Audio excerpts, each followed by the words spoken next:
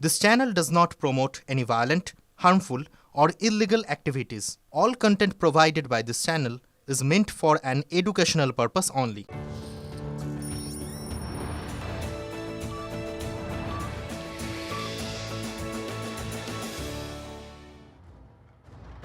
নমস্কার, টিভি9 বাংলায় আপনাদের আরও একবার স্বাগত জানাই। বিকেল 5টা মানে আপনারা জানেন পাঁচ কথা। আমি শুভজিৎ রয়েছি আপনাদের সঙ্গে, আর এই মুহূর্তের সবথেকে গুরুত্বপূর্ণ খবরগুলো আপনাদের সামনে তুলে ধরবো উইথ লেটেস্ট আপডেট।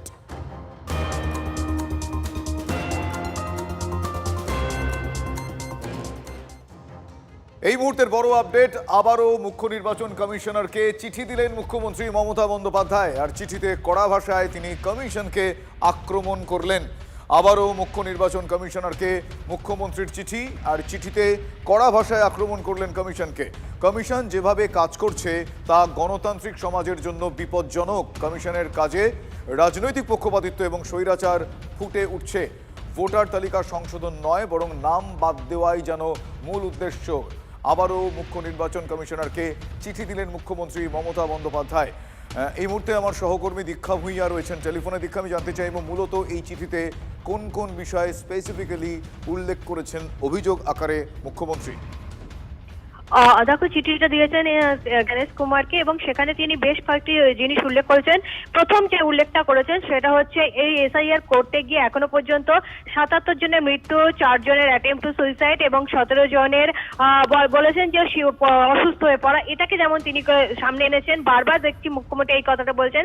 পাশাপাশি অমর্ত্য সেনের মতন মানুষকে নোটিশ পাঠানো, জয় গোস্বামীর মতন মানুষকে নোটিশ পাঠানো, এবং আমরা জানি মুখ্যমন্ত্রী গঙ্গাসাগরে গিয়েও বলেছিলেন যে ভারত সেবাশ্রম সংঘের মহারাজের নাম বাদ গেছে, সেই রকম ব্যাপারটাও তিনি এখানে সামনে এনেছেন। পাশাপাশি শুধু তাই নয় যে সামান্য, অর্থাৎ বিয়ের পরে মহিলারা অনেকে নাম চেঞ্জ করেন, অনেকে আবার পূর্ববর্তমান যে সারনেম এবং তার স্বামীর পদবি দুটোকে, হয়তো সারনেম দুটোকে ইউজ করেন, সেখানেও তাদেরকে ডেকে হেনস্থা করা হচ্ছে বলে মুখ্যমন্ত্রী চিঠিতে জানিয়েছেন। 3 পাতার এই চিঠিতে সব থেকে বড় জিনিসটা যেটা জানিয়েছেন যে সাধারণ মানুষকে এমন ভাবে দেখা হচ্ছে যেন তারা দেশদ্রোহী, অর্থাৎ যেটাকে ভার্বাল অ্যাবিউজ হচ্ছে বলে তিনি মনে করছেন এবং প্রভোকেশন বলে মনে করছেন। শুধু তাই নয়, তিনি এটাও বলেছেন যে লজিক্যাল কোনো ডিসক্রিমিনেশন থাকলে সেখানে যেটা এন্টায়ারলি লজিক্যাল আর not being selectively targeted in some constituencies only with the political bias, অর্থাৎ যে ডিসক্রিমিনেশন গুলো দেখা যাচ্ছে সেইগুলোতে বলা হচ্ছে সেইগুলোতে পলিটিক্যাল বায়াস নিয়ে এসেই দেখানো হচ্ছে। অর্থাৎ আবার মানে নির্বাচন কমিশনকে তিনি প্রায় বলতে চলেছেন যে পলিটিক্যাল হিসেবেই কাজ করছেন। শুধু তাই নয়, তিনি আরেকটা জায়গায় লিখেছেন in the name of Mamata in another middle name Kumar, maybe নাম মানে কুমারের জায়গায় অনেক সময় তিনি যেটা বলেছেন যে যেটা বারবার মুখ্যমন্ত্রী বলে এসেছেন, যদি কারো নামে কেউ লেখেন এমিআর, কেউ লেখেন কেউ এমিআর, সেই জায়গাতেও পর্যন্ত তাদেরকে হ্যারাস করা হচ্ছে।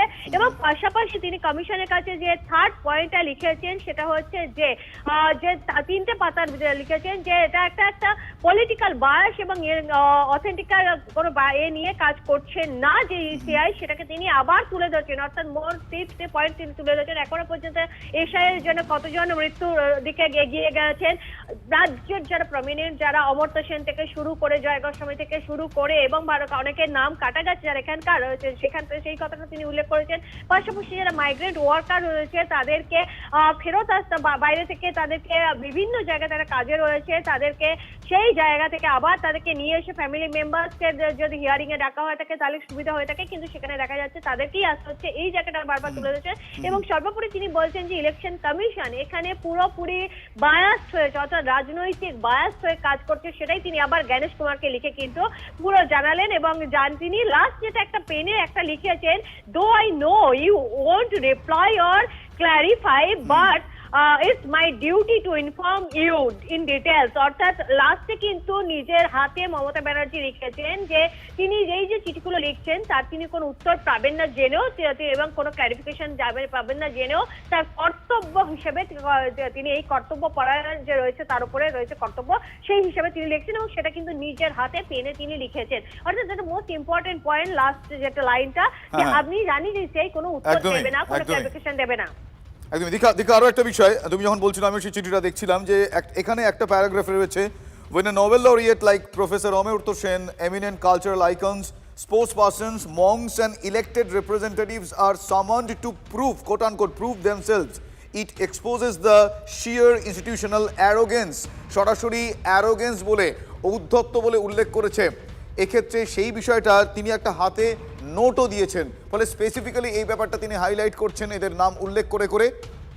দীক্ষা, একদমই তাই, যেটা মুখ্যমন্ত্রী মুখে বলে আসছিলেন আমাদের সংবাদ মাধ্যমের সামনে, বা তিনি কোনো জায়গায় যখন যাচ্ছিলেন এসআইআর নিয়ে রাস্তায় নামছিলেন, বক্তব্য রাখছিলেন, তখন কিন্তু ইসিআই জ্ঞানেশ কুমারকে যখন চিঠি দিলেন সেখানেও তিনি একদম particularly Nobel laureate professor Amartya সেনের কথা বলেছেন, যিনি আন্তর্জাতিকভাবে তিনি খ্যাতি সম্পন্ন, অথচ সেখানে শুধুমাত্র তার সঙ্গে তার মায়ের বয়সের ফারাক নিয়ে যে তাকে সমন করা হয়েছে, নোটিশ দেওয়া হয়েছে, সেটা তিনি এখানে তুলে দিয়েছেন। এমনকি আমরা জানি দেব, অর্থাৎ আমাদের অভিনেতা সাংসদ দেব চিঠি দেওয়া হয়েছে, এবং শুধু নয়, ক্রিকেটার থেকে শুরু করে ভারত সেবাশ্রম সংঘের মহারাজকে পর্যন্ত সেখানে দেখা যাচ্ছে যে তার নাম বাদ দিয়েছে। এগুলোকেই ইসিআই কে তিনি বলেছেন যে এইরকম যারা রয়েছেন তাদেরকে আন্ডার হ্যারাসমেন্টের মধ্যে নিয়ে আসতে হতে, তথাকথিত যারা আন্তর্জাতিক খ্যাতিসম্পন্ন এবং সাংসদ রয়েছেন তার দলের, তাদেরকে এবং ভারত একদমই। দীক্ষা, এক্ষেত্রে একটা বিষয় খুব স্পষ্ট করে দেখতে গেলে এই চিঠিটা দর্শকরাও দেখছেন, আমরা বড় করে দেখাচ্ছি, সেখানে এ রাজ্যের মুখ্যমন্ত্রী মমতা বন্দ্যোপাধ্যায় তিনি চিঠি লিখছেন কাকে? মিস্টার জ্ঞানেশ কুমার, যিনি chief election commissioner, election commission of ইন্ডিয়ার। সেই জায়গায় তিনি গোটা চিঠির পর হাতে লিখে দিচ্ছেন, though I know you won't reply or clarify but my duty to inform you the details. তিনি বলছেন যে আমি জানি আপনি রিপ্লাই করবেন না, শুধু ক্ল্যারিফাই করবেন না কোনো কিছু, কিন্তু আমার ডিউটি, আমি এত গোটা চিঠির পরে এটা হাতে লিখে দিতে হলো কেন? এই প্রশ্নও তো বিভিন্ন মহল তুলছে, এই উল্লেখটা কেন? তাহলে কি এটা অন্যরকমভাবে বিষয়টাকে সামনে নিয়ে আসা? কি বলতে চাইছেন তিনি এক্স্যাক্টলি হাতে লিখে গোটা টাইপড চিঠির পর?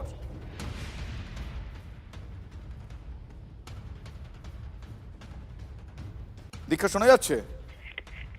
দেখো, ঠিকই, আমিও যে তুমি যেটা বললে আমি তিনটাই সেটাই বললাম, যে তিন পাতা তিনি একটা চিঠি লিখেছেন, কিন্তু সেটা কিন্তু টাইপ করা চিঠি, এবং সেখানে চিফ মিনিস্টার মুখ্যমন্ত্রী মমতা বন্দ্যোপাধ্যায় হিসেবে চিঠিটা গেছে জ্ঞানেশ কুমারের কাছে, তিনি নিজে সাইন করেছেন। কিন্তু এই যে এইটা এখনো পর্যন্ত তিনি যতগুলো চিঠি জ্ঞানেশ কুমারকে দিয়েছেন কোথাও কিন্তু হাতে লিখে এইরকম ভাবে লাইন কিন্তু আমরা পাইনি, কিন্তু এই চিঠিটা আমরা পাচ্ছি। অর্থাৎ বোঝা যাচ্ছে মুখ্যমন্ত্রী যে প্রচন্ড ক্ষোভ প্রকাশ করে লিখছেন চিঠিটা, এবং তিনি যে হাতে লিখে নজরে আনতে চাইছেন, কারণ যেগুলো টাইপ করা থাকে তারপরে যদি পেন দিয়ে মুখ্যমন্ত্রী মমতা বন্দ্যোপাধ্যায় পেন দিয়ে নিজের হাতে লিখে থাকেন, তাহলে কোথাও জ্ঞানেশ কুমার বা সাধারণ মানুষ যারা আমরা সংবাদ মাধ্যমের মাধ্যমে দেখাতে চাইছি তাদের কাছে এই বার্তাটা পাঠাতে চাইছেন যে জ্ঞানেশ কুমারকে তিনি যতই এই বিষয়টা নিয়ে চিঠি লিখুন, এবং জ্ঞানেশ কুমারেও নজর আনতে চাইছেন যে জ্ঞানেশ কুমারকে তিনি চিঠি লিখছেন মুখ্যমন্ত্রীর জায়গা তার কর্তব্য পালন থেকে, কিন্তু জ্ঞানেশ কুমার জাতীয় নির্বাচন কমিশনার হিসেবে তিনি কিন্তু কোনো চিঠির উত্তর দেবেন না, এটা জেনেও দিচ্ছেন, কারণ তিনি মুখ্যমন্ত্রীর দায়িত্ব পালন। অর্থাৎ তিনি নজরে আনতে চাইছেন স্পেসিফিক্যালি এই পেনে লেখাটা, যে তিনি গত তিনটে আগের পাতায় কি কি লিখেছেন সেটা যদি কেউ নাও পড়ে উত্তর দেয়, অন্তত এখানে গিয়ে কোথাও চোখটা আটকে যাবে, যে কারণ সেখানে কালিকতে নিজের হাতে তিনি লিখছেন। অর্থাৎ মুখ্যমন্ত্রী এই জায়গাটাতেই পয়েন্ট আউট করতে চাইছেন যে জ্ঞানেশ কুমারের দৃষ্টি যেমন আকর্ষণ করবেন, তেমনি সংবাদ মাধ্যমে আমরা যারা পেয়েছি এই জায়গায় দীক্ষা, এই যে তুমি একদম অ্যাকচুয়াল পয়েন্ট এখানে তুমি উল্লেখ করেছো। আমি এই জায়গায় ঠিক যেরকম ওনার ফুট নোটটা 3 পাতার চিঠির পর, ঠিক সেইভাবে যদি একটু দেখি, তুমি আমার সঙ্গে থাকো দীক্ষা, সেই বিষয়ে আমি দর্শকদের বলবো, উনি যে ওনার সোশ্যাল মিডিয়া পোস্ট করেছেন, সেই সোশ্যাল মিডিয়া পোস্টের প্রথম প্যারাগ্রাফটা ওনার এই 3 পাতার জ্ঞানেশ কুমারকে লেখা চিঠির লাস্ট ফুটনোটের সঙ্গে অনেকাংশে মনের ভাব প্রকাশ করে। আমি প্রথম প্যারাগ্রাফটাতে সেখানে তিনি লিখছেন যে I have written a detailed letter to the chief election commissioner today out of anguish, out of responsibility and out of my steadfast commitment to democracy. What is unfolding in Bengal under the grab of SIR is an alarming assault on the dignity, livelihood and constitutional right of ordinary citizen. কেন তিনি ফুটনোটটা লিখছেন, তিনি তার Facebook বা তিনি তার social media পোস্টের প্রথম প্যারাগ্রাফে, সেটাই কি তাহলে আলাদা করে জনগণের উদ্দেশ্যে বলতে চাইছেন দীক্ষা? দেখো, চিঠি যখন পাঠিয়েছেন জ্ঞানেশ কুমারকে তার ঠিক কয়েক মিনিটের মধ্যেই আমরা দেখলাম ফেসবুকে মমতা বন্দ্যোপাধ্যায়ের ফেসবুক পেজে চিঠিটা জল করে উঠেছে, এবং সেখানে কিন্তু এই কথাটাই তুমি যে কথাটা বললে সেই কথাটা লিখেছেন, এবং সেই ফেসবুক কিন্তু কয়েক লক্ষ মানুষ, মুখ্যমন্ত্রী যদি ফলোয়ার দেখা যায় 5.4 মিলিয়ন ফলোয়ার্স রয়েছে, সেই জায়গায় যদি জানা যায় তাহলে সাধারণ মানুষের কাছেও তিনি কিন্তু এই বিষয়টি ব্যাখ্যা দিয়ে দিলেন যে চিঠিটা তিনি লিখছেন ঠিকই জাতীয় নির্বাচন কমিশনের জ্ঞানেশ কুমারকে, কিন্তু তিনি কোথাও উত্তর পাবেন না। অর্থাৎ উত্তর উত্তর পাবেন না জেনেও তিনি চিঠি লিখছেন, এটা কিন্তু সাধারণ মানুষকে বুঝিয়ে দিচ্ছেন। অর্থাৎ তার সঙ্গে যে ইলেকশন কমিশনের যে সংঘাতটা এবং সাধারণ মানুষ যাতে সেই সংঘাতটা বুঝতে পারে, সাধারণ মানুষকে সেটা জানানোর জন্যই কিন্তু মুখ্যমন্ত্রী এই কি পদক্ষেপ এবং মুখ্যমন্ত্রীকে এই ফুটনোট, এই প্রশ্ন কিন্তু সত্যি আমাদের সকলের মনেও তার যেমন জাগবে, সাধারণ মানুষের মনেও জাগবে। সেটার জন্যই মুখ্যমন্ত্রী এরকম হ্যাঁ 4 লাইনের যে দেখবো 3 পাতার পরে 3.5 লাইনের যে তিনি লাইনটা লিখেছেন সেটা পেনে লিখেছেন, অর্থাৎ নিজের পেনে লিখে সেই দৃষ্টি আকর্ষণ করেছেন এবং সেই পেজটাই কিন্তু ফেসবুকে দেওয়া হয়েছে তার কয়েক মিনিট পরে। অর্থাৎ সমস্ত মানুষের কাছে যাতে তার এই বার্তাটি পৌঁছায় সেই কারণেই কিন্তু এই ফুটনোটের পাশাপাশি তিনি লিখে দিয়েছেন যে সাধারণ মানুষকে তিনি যে এনসিআই তরফ থেকে তিনি বারবার চিঠি দিচ্ছেন, কিন্তু তারপরেও সিও এর মানে অর্থাৎ আমাদের এখানে মুখ্য নির্বাচন আধিকারিকের যে অ্যারোগেন্স তাকে তিনি চিঠি দেবেন না, এটা স্বাভাবিকভাবেই, কারণ তার বক্তব্যের মাধ্যমে বারবার আমাদের এখানে যারা সিও রয়েছেন তার বিরুদ্ধে তিনি ক্ষোভ উগড়ে দিয়েছেন নানা কারণে। সেই জন্যই তিনি চিঠিটি জ্ঞানেশ কুমারকে পাঠাচ্ছেন এবং তারপরে তার 3.5 লাইনের একটা 3 লাইনের মতন একটা। দীক্ষা, আমি তোমাকে একবার থামাচ্ছি, দীক্ষা একটু থামাচ্ছি, আমি তোমার কাছে আরো বেশ কয়েকটা বিষয় আমরা কথা বলবো। বিজেপি মুখপাত্র দেবজিৎ সরকার এই মুহূর্তে আমার সঙ্গে রয়েছেন। দেবজিৎ বাবু, আপনি এই 3 পাতার চিঠি যেটা নিয়ে আমরা এতক্ষণ কথা বলছি আপনি দেখেছেন, জ্ঞানেশ কুমারকে পাঠিয়েছেন মুখ্যমন্ত্রী, followed by hand written footnote, হাতে লেখা একটা ফুটনোট রয়েছে। কি বলবেন, আপনার প্রাথমিক প্রতিক্রিয়া কি এই চিঠি এবং ফুটনোট এবং এই অ্যাপ্রোচ নিয়ে? এটা এমন কিছু চার্চিলের চিঠি নয় যেটা নিয়ে আলোচনা করতে হবে। যে তৃণমূলের আমলে আমরা বাঙালি, বাংলা পুরোপুরি পর্যুদস্ত, সব জায়গায় আক্রমণ ছানিয়েছে তৃণমূল কংগ্রেস বাঙালির ওপরে, পশ্চিমবঙ্গবাসীর ওপরে, সেইখানে দাঁড়িয়ে এইসব কথাবার্তা মানায় না। যেখানে গণতন্ত্র বাজেয়াপ্ত, সংবিধান ভুলুণ্ঠিত, প্রতি মুহূর্তে সংবিধানকে লঙ্ঘন করে বাঙালির এবং বাংলার সর্বনাশ করেছে যে তৃণমূল কংগ্রেস এবং তাদের মুখ্যমন্ত্রী মমতা বন্দ্যোপাধ্যায়, তাদের নেত্রী মমতা বন্দ্যোপাধ্যায় গত 2 দিন ধরে রাস্তায় নেমে মুখ্যমন্ত্রীর মর্যাদা ধুলোয় মিশিয়ে দিয়ে একটি বেসরকারি সংস্থাকে চলার রেটকে আটকানোর জন্য এবং তাদের নথি ছিনতাই করার জন্য মুখ্যমন্ত্রী এবং তার পুরো ক্যাবিনেট, পুরো প্রশাসন যে অলিক কুনাট্য রঙ্গ করেছে তার বিরুদ্ধে বাঙালি বলবে যে এর থেকে মুক্তি চাই, বিজেপি চাই, তৃণমূল হারছে। ধন্যবাদ দেবজিৎ বাবু আপনার প্রতিক্রিয়ার জন্য। আমি আরো একবার দীক্ষা, আমার সহকর্মী আমার সঙ্গে টেলিফোন লাইনে রয়েছেন। দীক্ষা, আমি আরো একটা বিষয়, তার ফুটনোট নিয়ে আমরা কথা বলছি। ফুটনোটের আগের প্যারাগ্রাফটা যদি আমি দেখি তাহলে সেক্ষেত্রে দুটো ব্যাক টু ব্যাক দুটো প্যারাগ্রাফে আলাদা ভার্সন হয়ে যাচ্ছে নাকি? তার আগের প্যারাগ্রাফেই তিনি লিখছেন যে though it is already very late, hope good sense prevails and appropriate corrective actions are taken from your end to minimize the harassment, inconvenience and agony of the common citizen of the state. সেটা লেখার পরেও তিনি পরে এটাকে কি করে লিখছেন, though I know you won't reply or clarify, কি মনে হয়?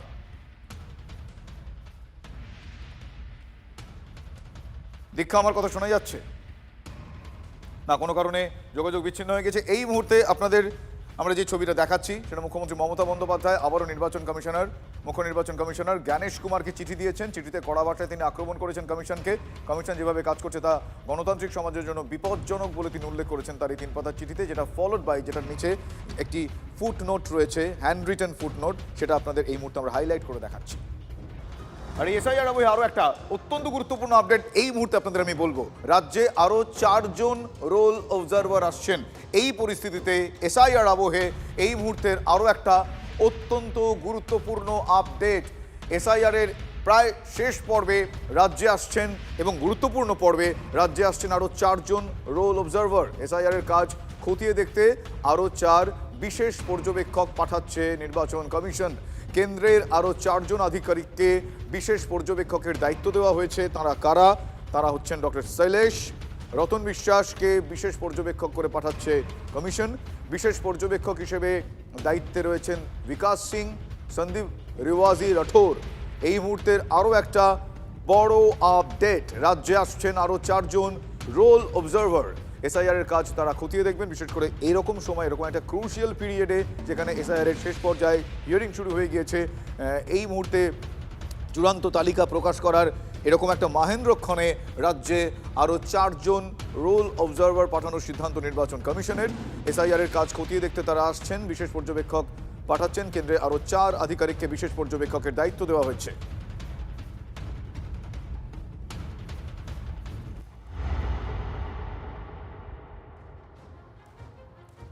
এবার আসি রাজ্যের বাজি কারখানা চম্পাহাটি, সেখানে বিস্ফোরণ, আবারও বিস্ফোরণ, আবারও ভয়াবহ বিস্ফোরণ। বিস্ফোরণে গুরুতর জখম বাজি কারখানার 4 জন শ্রমিক, তাদের মধ্যে 2 জনের অবস্থা আশঙ্কাজনক। প্রায় 90% ঝলসে যাওয়া সেই 2 জনকে প্রথমে নিয়ে যাওয়া হয়েছিল বারুইপুর হাসপাতালে, সেখান থেকে তাদেরকে রেফার করা হয়েছে অন্যত্র পিয়ারলেস হাসপাতালে নিয়ে আসা হয়েছে। যখনই নিয়ে আসা হয়েছে আপনাদের আমরা সেই সময় খবর দিয়েছি। সবার আগে এই মুহূর্তে তাদের শারীরিক পরিস্থিতি সংক্রান্ত আপডেট জানার প্রয়োজনীয়তা রয়েছে। এই মুহূর্তে তারা লড়াই করছেন বলা যায়। আরেকজন আহতকে ভর্তি করানো হয়েছে অন্য হাসপাতালে। বিস্ফোরণের তীব্রতায় ওই কারখানার যে বাড়ির মধ্যে ওই কারখানাটি চলছিল সেই বাড়ির ছাউনি উড়ে গিয়েছে। শুধু তাই নয়, পাশের গাছটি একেবারে কালো হয়ে গিয়েছে, পুড়ে কালো হয়ে গিয়েছে। বিকট শব্দে পরপর 3টি বিস্ফোরণের আওয়াজ পান, এমনটা প্রত্যক্ষদর্শীরা জানিয়েছেন। আহতদের প্রথমে বারুইপুর হাসপাতালে নিয়ে যাওয়া হয়, সেখান থেকে তাদেরকে রেফার করা হয় অন্যত্র। 2 জনকে নিয়ে যাওয়া হয়েছে এই মুহূর্তে, 2 জনকে ভর্তি করা হয়েছে পিয়ারলেস হাসপাতালে, যাদের 90% বার্ন, আর আরেকজনকে অন্যত্র নিয়ে যাওয়া হয়েছে। বাজি কারখানা যিনি মালিক, যার নাম বিধান, এখনো পর্যন্ত আমরা জানতে পারছি তার এখনো পর্যন্ত তার কোনো খোঁজ নেই। এই মুহূর্তে যে ছবি দেখাবো, যে ঘটনাস্থল, সেই ঘটনাস্থল ইতিমধ্যেই ঘিরে দেওয়া হয়েছে। যে বাড়ির ছবিটা দেখাচ্ছি আমরা এই মুহূর্তে, যে ছবিটা আমরা দেখাচ্ছি, সেইখানে একটি বাড়ি ছিল এবং কার্যত সেই বাড়ির কোনো রকম চিহ্ন নেই। একটি বাড়ি, সেখানে মজুদ থাকতো বাজি, এবং সেই বাড়ির বিস্ফোরণের তীব্রতা এতটাই বেশি যে সেই বাড়িটি সম্পূর্ণরূপে ভেঙে গেছে। কাঠিবাজি সহ অন্যান্য যেগুলো মজুদ করে রাখা হতো, সেই ছবিটা আমি দেখাচ্ছি। দেখো যে এই মুহূর্তে যে সেই বাজির যে অংশ বিশেষগুলো দেখো, যে একটা অংশ এখানে মজুদ করা ছিল, অর্থাৎ এখান থেকে প্রায় 50 মিটার দূরত্বের কারখানা, সেটাতে বিস্ফোরণে উড়ে গেল সেই কারখানাটি। এবং তার ভয়াবহতা, তার তীব্রতা এতটাই বেশি যে আশেপাশের যে কারখানাগুলি ছিল সেই কারখানার বাজির অংশগুলির কি অবস্থা, সহজে অনুমেয় বিষয়টা যে এই ভয়াবহতার তীব্রতা কতটা বেশি ছিল। অ্যাসবেস্টারও কিন্তু কার্যত ভেঙে গেছে। এটা পাশের একটি কারখানার ছবি। আমি যে ঘটনাস্থলে দাঁড়িয়ে আছি, একদম যেখানে বিস্ফোরণ হয়েছে সেখানে, ফলত সেই জায়গাতে কার্যত ঘিরে রেখে দিয়েছে এবং তার আশেপাশে কোনো সাধারণ মানুষকে আসতে দিচ্ছে না। বেশ কিছু পুলিশ আধিকারিকরা সেখানে ছিলেন, তারাও কিন্তু অন্যত্র সরে গেছে। কিন্তু যে জায়গার এই ঘটনা, আমি একবার সেটা যদি আরও স্পষ্ট করে দেখায়, যে সেখানের যে বিভিন্ন রকম প্যাকেটিং, সেখানে যে কংক্রিটের দেয়াল ছিল, সেই দেয়াল ভেঙে কত দূর পর্যন্ত ছড়িয়ে এসে পড়েছে। যেখানে বিস্ফোরণ ঘটেছিল তার থেকে কোনোটা 30 মিটার, কোনোটা 50 মিটার দূরে গিয়ে কার্যত সেই কংক্রিটের দেয়াল ভেঙে পড়েছে। পুকুরের কাছের জায়গাতে দেখো, বাজি রাখার যে আসবাবপত্র এবং বারুদ রাখার যে সামগ্রিক, একেবারে জঙ্গলের দিকটা পর্যন্ত কিন্তু চলে এসেছে। এবং তুমি দেখো যে কতটা তীব্র হলে, কতটা ভয়াবহ হলে এখনো পর্যন্ত সেই যে প্রস্তুতকারকের যে বিশেষ যে আসবাবপত্রগুলো ছিল, সেই আসবাবপত্র কিন্তু এত দূর পর্যন্ত, অর্থাৎ জঙ্গলের দিক পর্যন্ত চলে এসেছে। বারুইপুর থানার পুলিশ আধিকারিকরা, আইসি নিজে উপস্থিত আছেন। তিনি সাধারণ মানুষের সঙ্গে কথা বলছেন, যারা এই যারা বাজি কমিটিতে আছেন তাদের সঙ্গে কথা বলছেন। কথা বলে এই যে তারামা ফায়ার্স, অর্থাৎ বিধান নস্করের কারখানা, তার কাগজপত্র এখন ঠিক আছে কিনা, সে বাজি প্রস্তুতের পাশাপাশি নিয়ম বহির্ভূত কোনো বাজি প্রস্তুত করে কিনা, সেই বিষয়টি সম্পূর্ণরূপে কিন্তু ইনভেস্টিগেশন করছেন। বাস্ট হয়েছে, যেরকম হয় ফায়ারটা হয়েছে। বাড়ি না, এটা বাড়ি না, এটা একটা ছোটো একটা পাঁচিল টাইপের নতুন দেওয়া। এটা বাড়ি না, এটা ছোটো একটা পাঁচিল টাইপের দেওয়া ছিল। এখন মোটামুটি তাদেরকে সব নিয়ে যাওয়া হয়েছে হসপিটালে। এখানে আমাদের সাদা মাদা চরকা আর এখন আওয়াজ পেয়ে খোঁজাখুঁজি করি কোথায় কি ঘটেছে, তারপর জানতে পারি এখানে ঘটেছে। জানতে পারার পরে আমরা এখানে আসি। এটা তারামা কারখানা বলেই আমরা সবাই জানি, এখানে অন্যরাও কাজ করে, সেইভাবেই কাজ হচ্ছিল। লোকাল পাবলিক যা বলছে, আমরা আসার আগেই হয়ে গেছে। তো লোকাল পাবলিক অনুযায়ী 4 জন বলেছে। দেখা যাবে, সেটা আমরা যতক্ষণ না আমরা পুরোপুরি দেখছি, আমরা তো বলতে পারছি না। পুরো ঘটনাটা আগে জেনে নিই, দেখে নিয়ে তারপর আপনাদের যা ডিটেলস দেওয়া দেখব। আমরা বলতে পারবো না, আমরা একটা অন্য জায়গায় কাজ করছিলাম, সেখান থেকে আমরা চলে এসেছি। কটা ইঞ্জিন? আমাদের একটা ইঞ্জিনই এসছে। এসআইআর এর মধ্যেই বিজেপির বুথ সভাপতি তথা বিএলএকে পুড়িয়ে মারার চেষ্টার অভিযোগ। গভীর রাতে আগুন ধরিয়ে দেওয়া হয় সুজিত বিশ্বাসের বাড়িতে। বিজেপি নেতাকে খুনের চেষ্টার অভিযোগ তৃণমূলের বিরুদ্ধে। কোনো ক্রমে প্রাণে বাঁচেন বিজেপি নেতার পরিবারের লোকজন। ঘটনার সামনে আসতেই শোরগোল পড়ে গিয়েছে জগদ্দলের কাউগাছিতে। বিজেপি করায় এবং বিএলএ হওয়ায় হুমকি দিত তৃণমূল কংগ্রেস, এমনটা সুজিতের দাবি। শর্ট সার্কিট থেকেও আগুন ধরতে পারে এমনটা দাবি করছে তৃণমূল বিধায়ক। কত লোক শত্রু আছে, শত্রুর অভাব নেই। আপনার ছেলে কি করে? আমার ছেলে বিজেপি করে। হ্যাঁ, আর অনেক দিনের থেকে আমার ছেলেকে সাথে ঝামেলা আসছে, অনেক দিনের থেকে। বাড়ি এসে দাঁড়িয়ে দিয়ে মারি যায় কারা পাড়ার লোক। কি করে তারা? কারা? কোন দলে? তারপর আমার ছোট ছেলেরা এসে গলায় কোপ মারতে গেছে, আমরা ধাক্কা মার খেই করতে গেছি, ওর বাবারা ধাক্কা মারি ফেলাতে, আবার ধাক্কা মারি ফেলে দিল। এর আগে একবার আমাদের উপর হামলা হয়েছিল আর ভাইকে কোপ মেরেছিল। এবার আমাদেরকে জ্যান্ত পুড়িয়ে মারার প্ল্যান করেছিল। কি করে বুঝলেন? হুম? কি করে বুঝলেন? কিরকম মানে আগুন ধরে দিয়েছে পেট্রোল চিটিয়ে, তার মানে কি কখন? রাত্রি 2টোর সময় কি হয়েছিল? আগুন ধরে দিয়েছিল। কোথায়? এই যে গাড়ি পুড়ে গেছে, এইখানে পুড়ে গেছে। রাগ আছে, ওর আগের থেকে আমাদের উপর রাগ আছে। কেন? কেন ওই যে আগে মারতে এসেছিল, পুজো পার্টি করি আমি, ওর তৃণমূল করে, এটাই। বিজেপি করেন বলে আমি বিজেপি করি, হ্যাঁ বিজেপি করি বলেই আমাদের উপর টার্গেট। বিএলএটির বাড়িতে আগুন লাগানো কেন আছে? বিএলএটির বাড়িতে আগুন লাগানোর কোনো প্রশ্নই ওঠে না। বিএলএর বাড়িতে এটাই তো একটা বজবুজ কথাবার্তা, মিথ্যে আরোপ। আমাদের তরফ থেকে এরকম ধরনের কিছু হয়নি। এত সুন্দরভাবে এসআইআর করেছি আমরা, তো কোথাও কোনো গন্ডগোল বা কোনো কিছুই হয়নি।